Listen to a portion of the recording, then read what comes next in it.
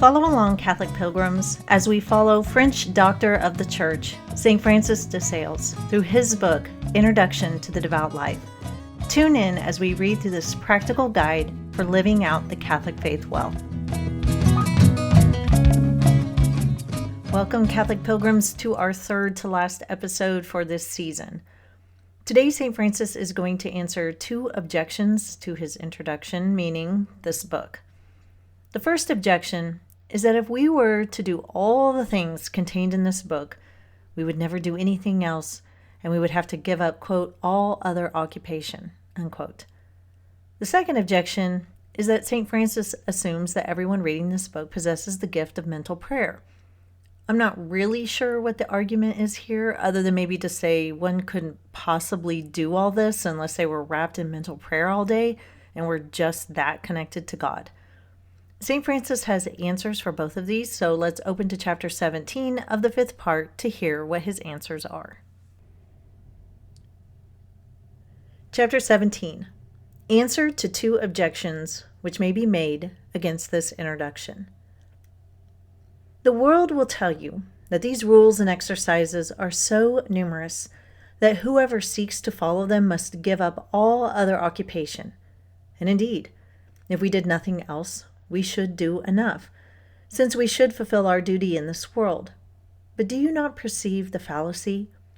If it were needful to perform all these exercises every day, undoubtedly they would wholly engross us. But they are required only at certain times and places, according to circumstances. What an accumulation of laws is contained in our codes and digests, to which obedience is enjoined. But then they affect only peculiar circumstances, and do not come into use every day.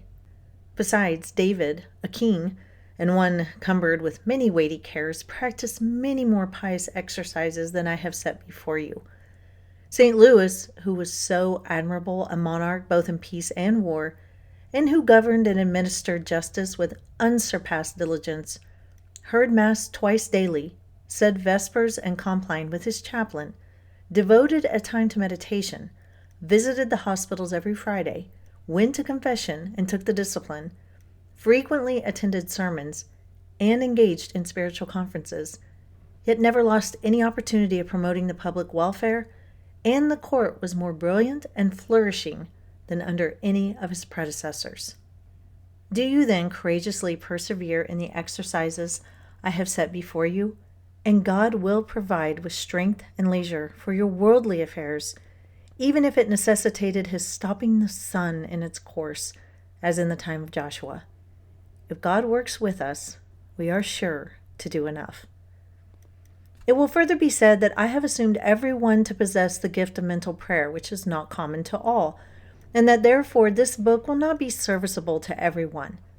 I have certainly assumed such to be the case, and it is also true that everyone has not the gift of mental prayer, but it is likewise true that almost everyone, even the most unlearned, may obtain it with the help of good guides, if they will labor as much as the acquisition of so excellent a thing deserves.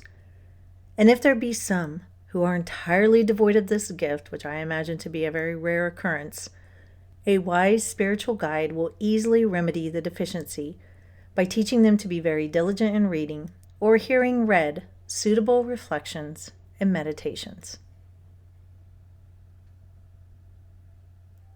I apologize for my voice if it sounds funny. I have been sick with a cough, and this is the first chance I've had where I can actually speak somewhat well, so I apologize for that. And also for the wind in the background, if you can hear that.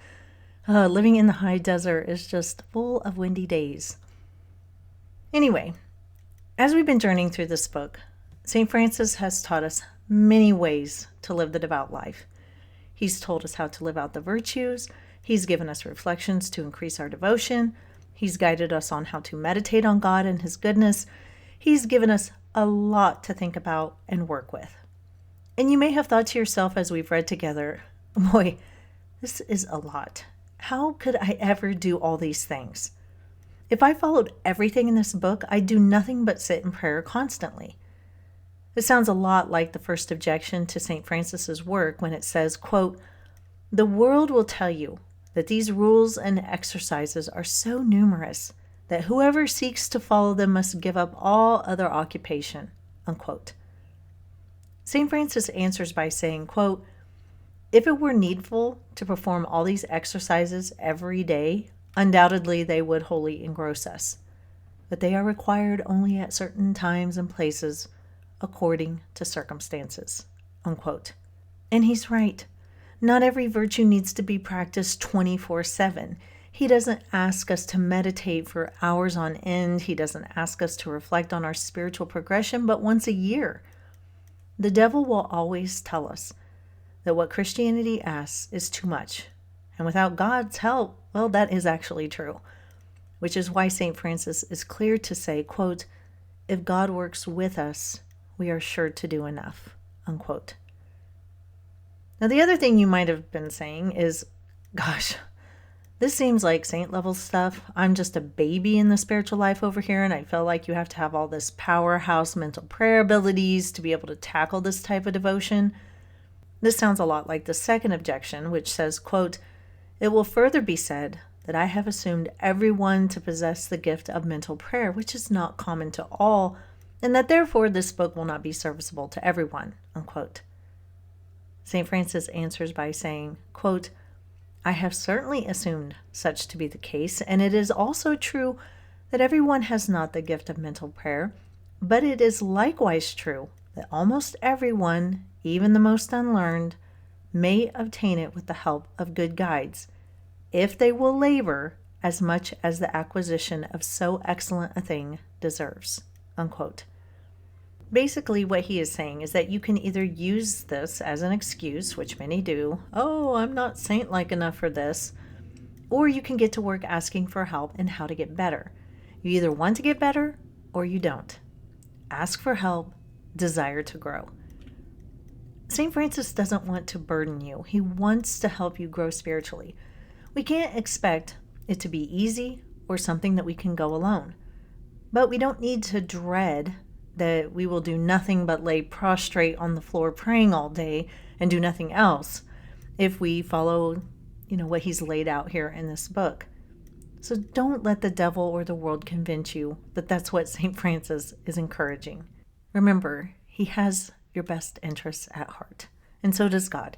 So that's all for today, Catholic Pilgrims. I'll see you back here soon for our second to last episode. Until then, live the faith boldly and travel well.